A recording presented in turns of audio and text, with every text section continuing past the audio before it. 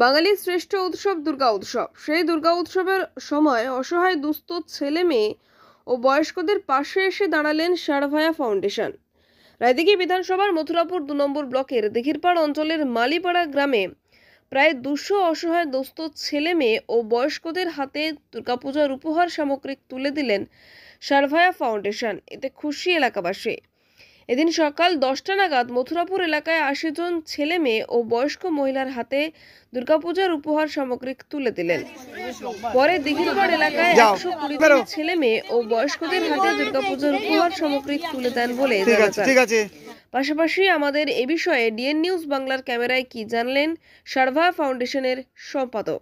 আমরা সারভায়া ফাউন্ডেশনের তরফ থেকে এখানে এসেছিলাম এবং আমরা প্রায় মোটামুটি এইটা আমাদের 4 নম্বর বার আমরা এই রায়দিঘিতে এলাম।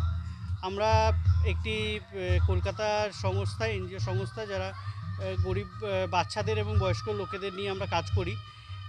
এই বছর আমরা 2021-এর পর আবার এলাম। এই বছর আমরা দুর্গাপুজো মেনলি আমাদের এবারের প্রোগ্রামটা ছিল।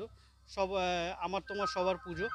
সেখানে আমরা গরিব বাচ্চাদের জামা কাপড় দিলাম, ছেলে মেয়েদের, এবং কিছু বয়স্ক মানুষদেরও আমরা শাড়ি দিলাম। কেন উদ্যোগটা বলতে যে দুর্গাপুজো একটা আমাদের সবথেকে বড় বাঙালিদের উৎসব, কিন্তু সেই উৎসবে তো আমরা মানে কিছু মানুষ সেই নতুন জামা কাপড় কিনে বা খাওয়া দাওয়া করে উৎসবটা পালন করতে পারে না। তাই আমরা চেষ্টা করি যে তাদের জামা কাপড় দিয়ে হোক, একদিন খাইয়ে হোক। এর আগে একবার এসেছিলাম, সে বছর আমরা খাইয়েছিলাম, সপ্তমীর দিন এসে খাইয়েছিলাম। এবছর আমরা এসেছি জামা কাপড় দিচ্ছি। এগুলো তাদের মনে একটু আনন্দ, তাদের এই ছোট প্রচেষ্টাটাই আমরা করি। আগামী দিন কি চিন্তা ভাবনা আছে?